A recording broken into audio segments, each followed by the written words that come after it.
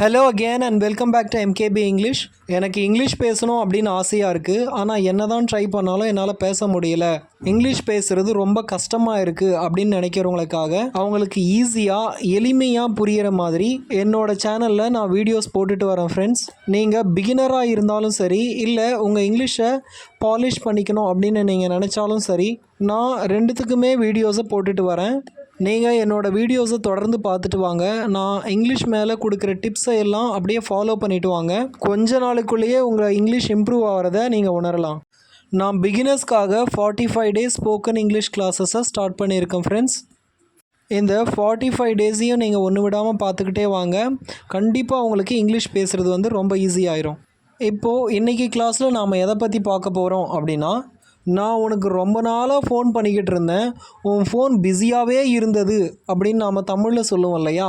இதை இங்கிலீஷில் எப்படி சொல்லுவோம் அப்படின்னா, எந்த ஸ்ட்ரக்சரை யூஸ் பண்ணி சொல்லுவோம் அப்படின்னா, had been plus before plus for இல்லை சின்ஸ். இப்போ நான் தமிழில் சொன்னேன் இல்லையா, அதை இங்கிலீஷில் சொல்கிறதுக்கு நமக்கு இந்த ஸ்ட்ரக்சர் தான் பயன்படுது. இந்த ஸ்ட்ரக்சரை யூஸ் பண்ணி சில எக்ஸாம்பிள் சென்டென்சஸாக பார்க்கலாம். அதே மாதிரி இந்த ஸ்ட்ரக்சரை எந்த சிச்சுவேஷனில் யூஸ் பண்ணலாம் அப்படின்னு பார்க்கலாம் ஃப்ரெண்ட்ஸ்.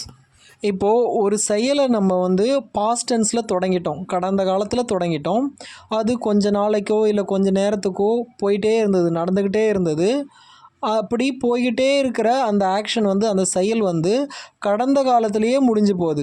கடந்த காலத்தில் தொடங்குது, போய்கிட்டே இருக்குது, கடந்த காலத்திலேயே முடிஞ்சு போகுது.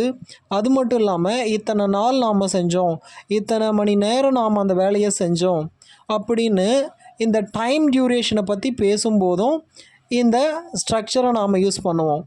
இந்த ஸ்ட்ரக்சரும் இருக்கும், அதே சமயம் அந்த டைம் டியூரேஷனும் இருக்கும்.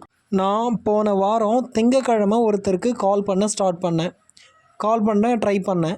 அவர் திங்கக்கிழமை எடுக்கலை, ஃபோன் பிஸின்னு வந்தது. செவ்வாய்க்கிழமை எடுக்கலை, ஃபோன் பிஸின்னு வந்தது. புதன்கிழமை எடுக்கலை, ஃபோன் பிஸின்னு வந்தது. இப்படியே பல நாட்களுக்கு இதே மாதிரி தொடர்ந்து நான் பண்ணிக்கிட்டே இருந்தேன். அந்த ஃபோன் பிஸின்னு வந்துக்கிட்டே இருந்தது. அப்புறம் பார்த்தோம் அப்படின்னா, போன வாரம் சனிக்கிழமை தான் அவர் ஃபோன் எடுத்தார்.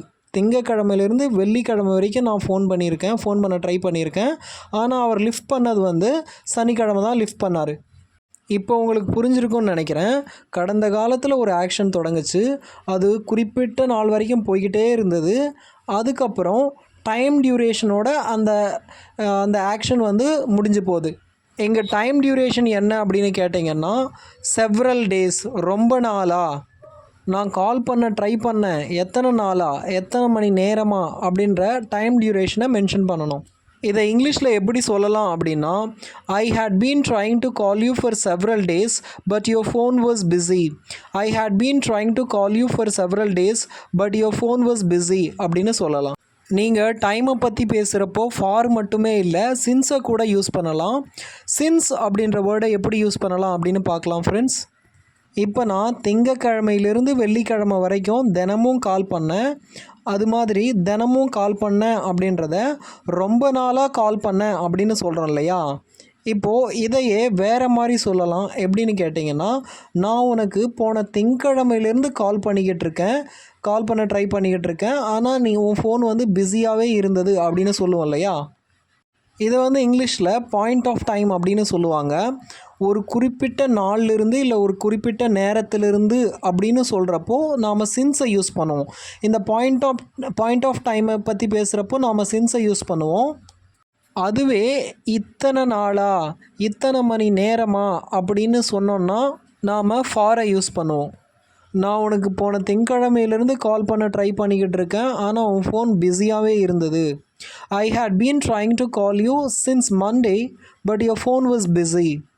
I had been trying to call you since Monday, but your phone was busy அப்படின்னு சொல்லலாம்.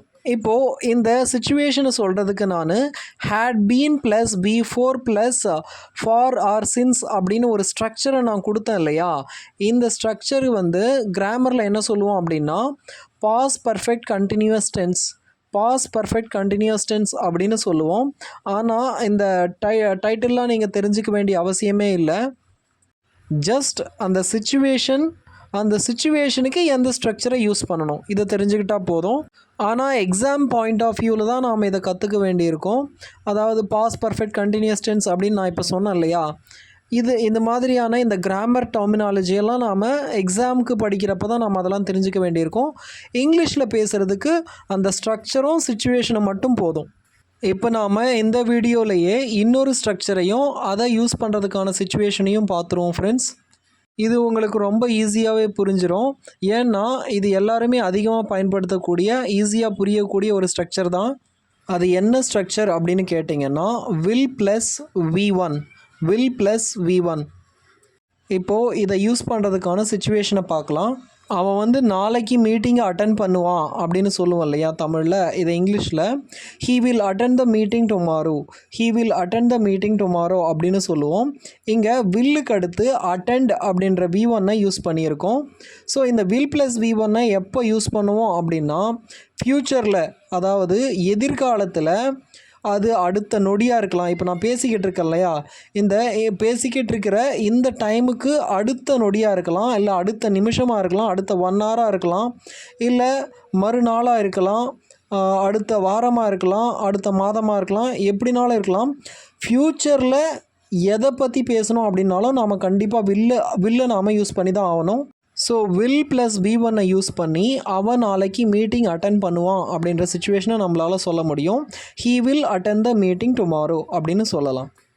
அவ்வளோதான் ஃப்ரெண்ட்ஸ். இந்த வீடியோ உங்களுக்கு பிடிச்சிருந்தது அப்படின்னா லைக் பண்ணுங்கள். மறக்காமல் என்னோடய சேனலுக்கு சப்ஸ்கிரைப் பண்ணுங்கள் ஃப்ரெண்ட்ஸ். தேங்க்யூ.